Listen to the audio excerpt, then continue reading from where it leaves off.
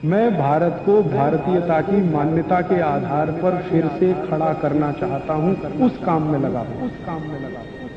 खाने के बाद पान खाते हैं चूना मिलाकर, वो जिंदगी भर वात के रोगी होंगे नहीं। माने चूना वो बोलते हैं सबसे बेहतरीन वातनाशक औषधि है। मेथी का दाना तो है ही, चूना उससे थोड़ा 1 डिग्री ऊपर है। मेथी दाने से चूना सबसे अच्छी वातनाशक औषधि है। चूने के बारे में भागवत जी का बहुत रिसर्च है, बहुत रिसर्च है, और वो ये कहते हैं कि ये भगवान की दी हुई प्रचंड मात्रा में अद्भुत ऐसी चीज है जो आपके वात के सब रोगों को दूर करेगी। माने घुटने दुखते हैं, कमर दुखती है, कंधा दुखता है, चूना खाइए। फिर वो कहते हैं कि इतना ही नहीं, शरीर में कैल्शियम जो है ना, कैल्शियम ये एक घटक है, माइक्रो न्यूट्रिएंट इसको कह सकते हैं अंग्रेजी में, सूक्ष्म पोषक तत्व है। ये कैल्शियम के बारे में जो गंभीर बात है आज के विज्ञान के हिसाब से जो मैं कहना चाहता हूं, भागवत जी ने तो 3500 साल पहले कह दिया, आज का विज्ञान उसको प्रूव कर रहा है, कंफर्म कर रहा है। वो ये कि कैल्शियम की कमी अगर शरीर को है तो आपको 20 नहीं 50 बीमारियां आएंगी। कैल्शियम की कमी अगर है शरीर को तो 50 बीमारियां आएंगी। क्या क्या आ सकता है? हर तरह का दर्द आपको होगा, हर तरह का, मांसपेशियों का दर्द, हड्डियों का दर्द, सब तरह का। हड्डियों की जितनी विकृतियां हैं वो सब कैल्शियम की कमी से आएंगे। हड्डियों के जितने रोग हैं वो सब कैल्शियम की कमी से आएंगे। फिर वो कहते हैं कि रक्त के बहुत सारे रोग कैल्शियम की कमी से आते हैं, रक्त के रोग, खून की बीमारी। फिर वो कहते हैं कि बहुत सारे कफ के रोग कैल्शियम की कमी से आते हैं। तो कैल्शियम कम नहीं होने देना चाहिए। जो विज्ञान आज का कहता है, आधुनिक विज्ञान ये कहता है कि कैल्शियम वो माइक्रो न्यूट्रिएंट है, वो सूक्ष्म पोषक तत्व है जिसके शरीर में रहने पर ही दूसरे सूक्ष्म पोषक तत्व उपयोगी होते हैं। ये 12-15 साल का रिसर्च है, एक वाक्य में मैंने खत्म कर दिया। कैल्शियम की उपस्थिति में ही बाकी सभी सूक्ष्म पोषक तत्व उपयोगी होते हैं। इसका मतलब यह है कि अगर आपको शरीर में विटामिन सी का असर देखना है तो कैल्शियम चाहिए, विटामिन ए का असर देखना है तो कैल्शियम चाहिए, विटामिन बी का असर देखना है तो कैल्शियम चाहिए, अगर विटामिन डी का असर देखना है तो भी कैल्शियम चाहिए, विटामिन के का असर देखना है तो भी कैल्शियम चाहिए, प्रोटीन अच्छे से आपके शरीर को काम में आए तो कैल्शियम चाहिए, कार्बोहाइड्रेट्स ठीक से आपके शरीर को मदद करे तो कैल्शियम चाहिए, फैट्स आपके शरीर में डिसॉल्व होते रहें और जहां जरूरत है वहां लुब्रिकेशन में मदद करते रहें तो कैल्शियम चाहिए। माने समझ लीजिए कि कैल्शियम अगर नहीं है तो शरीर में सब कुछ बीमारियां आने ही वाली है। इसलिए कैल्शियम की उपलब्धता शरीर को होनी ही चाहिए। अब इसके बारे में भागवत जी कहते हैं, आधुनिक विज्ञान ने अभी प्रूव किया, भागवत जी पहले ही कह गए कि हमारे शरीर की 40 वर्ष की उम्र तक, 40 से 45 वर्ष की उम्र तक जो कुछ भी हम खा रहे हैं इसी में से हमको कैल्शियम मिलता रहता है। सबसे ज्यादा कैल्शियम आप जानते हैं दूध में है, दूध, फिर दूध के बाद दही, दही के बाद मट्ठा, मट्ठे के बाद मक्खन, मक्खन के बाद घी, इन सब में भरपूर कैल्शियम है। फिर आपने खाया संतरा, मौसम्मी, नारंगी, अंगूर, द्राक्ष, जो भी खट्टे फल, आम वगैरह वगैरह, सब में कैल्शियम भरपूर मात्रा में है। फिर सबसे ज्यादा कैल्शियम फलों में माना जाता केले में है। केला भरपूर खाना चाहिए क्योंकि कैल्शियम का सबसे बड़ा भंडार है और आसानी से हजम होता है। तो ऐसे जो फल हैं इनका जो कैल्शियम है ये 40-45 साल तक हमें आसानी से मिलता रहता है, क्योंकि शरीर की जो बायोकेमिस्ट्री है 40-45 साल तक एकदम दुरुस्त और तंदुरुस्त रहती है। जठर अग्नि भी तीव्र रहती है, बाकी सब फंक्शन ठीक है।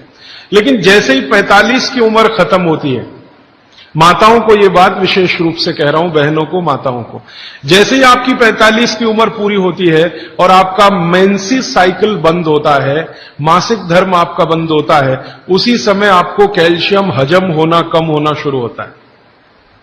आप कितना भी ये सब चीजें खाएं, केला भी खाएं, ये भी खाएं, लेकिन कैल्शियम उतना पूर्ति नहीं करता, क्योंकि कैल्शियम को शरीर में डाइजेस्ट कराने वाला जो हार्मोन है वो तभी तक आपको है जब तक आपकी मासिक चक्र की शुरुआत है।